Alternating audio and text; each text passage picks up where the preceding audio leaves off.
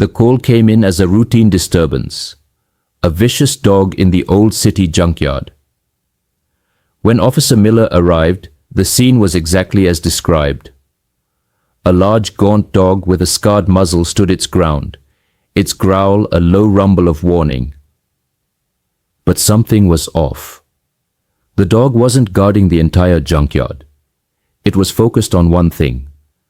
A rusted, forgotten shell of a car, its doors half open, its windows shattered. Every time someone got close, the dog's growl intensified, but it never charged. It just held its position, a desperate sentinel. The junkyard owner wanted the dog gone. He called it a menace, a stray that had become territorial and dangerous. For days, no one could get near that car. The dog was starving, its ribs showing, but it refused to abandon its post. It was a picture of grim, unwavering loyalty to a heap of worthless metal. The other officers were losing patience, suggesting animal control use a tranquilizer dart. But Officer Miller saw something else in the dog's eyes. It wasn't aggression. It was sheer, undiluted panic.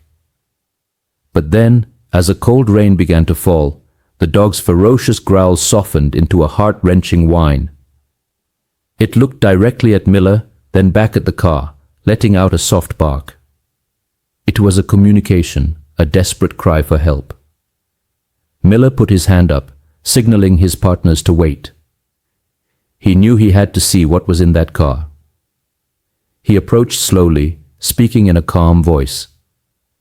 The dog watched his every move, whining, but it let him pass. He reached the rusted door and pulled it open. The smell of decay and dampness hit him, but underneath it, he heard a faint, almost imperceptible sound.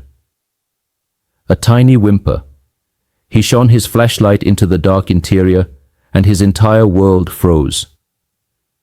There, on the torn back seat, wrapped in a dirty towel, was a newborn baby.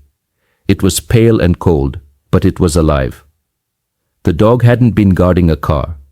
It had been protecting a life. The baby was rushed to the hospital, and the dog, the vicious stray, was hailed as a hero. It had stood guard for days without food or water, protecting a fragile, abandoned soul. He was no longer a menace, but a guardian angel with fur and a ferocious love. Sometimes a hero is found in the most forgotten of places, guarding the most precious of treasures.